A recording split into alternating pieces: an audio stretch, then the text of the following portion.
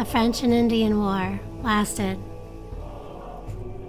many years, 1754 to 1763, from America all the way to Canada.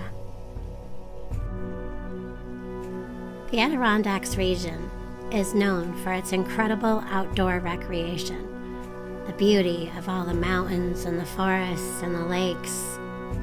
But there is also a lot of fascinating history to explore in the area. One such spot is Fort William Henry in the town of Lake George, located at the end of a large lake of the same name as the town. Fort William Henry was built in 1755 during the French and Indian War to help secure this portion of the state. The fort only existed 2 years, but was the site of a French siege in the summer of 1757, where a massacre of British forces by Native Americans after they had surrendered the fort. These events, somewhat told fictitiously in the novel in 1826, The Last of the Mohegans by James Fenimore Cooper. The Lake George area was a hive of activity during the French and Indian War. French troops retained a presence around the lake and constructed the Fort Ticonderoga as well on the northern end of the lake. Soon after Fort William Henry was completed, French General Louis Joseph de Montcalm began planning and advanced against Fort William Henry and recruited both French troops and Native American allies. British Lieutenant Colonel George Monroe took command of Fort William Henry in the spring of 1757. At the end of July in 1757, French troops led by Francis de Gaston and Montcalm, as well as their allies, traveled over land and water to Fort William Henry, camping nearer and nearer to the British fort. On August 3rd, skirmishes broke out and the French blockaded the road and led to the nearby British-held Fort Edward. Monroe rejected Montcalm's first offer of surrender and requested reinforcements from General Daniel Webb at Fort Edward. Webb wrote back a refusal to send any men the 16 miles to Fort William Henry and stated that Monroe should negotiate terms for surrender, a message which was interpreted by the French and given to Montcalm. With this knowledge, Montcalm began siege operations, firing at the fort and moving steadily closer to the fort's walls. This 6-day attack by Montcalm and his 8,000 French troop, Native allies, and Canadian volunteers left Fort William Henry near collapse. The fort's walls were breached, its guns and overused, and the British had sustained many casualties, leading Monroe to surrender on August 9th. The surrender and massacre of 1757.